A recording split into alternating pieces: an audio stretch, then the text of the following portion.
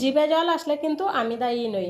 Good evening বন্ধুরা, কেমন আছেন সবাই? আশা রাখছি যে যেখানে আছেন সবাই খুব ভালো আছেন আর সুস্থ আছেন, আর আমরাও খুব ভালো আছি সুস্থ আছি। তো বন্ধুরা, এই যে দেখেন একদম পাকা আমের আচার নিয়ে চলে আসলাম আপনাদের সামনে। তো আসলে আমগুলো দেখতে খুবই সুন্দর পাকা, কিন্তু খাইতে কিন্তু একদম টক।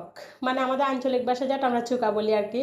তো এই টক দিকে কেউ খাইতে পারে না, একমাত্র আমি খাইতে পারি, সৃষ্টি খাইতে পারে না, রাত্রে খাইতে পারে না, আর বাবু খাইতে পারে না। তো ভাবলাম আমগুলো যেহেতু এত টাকা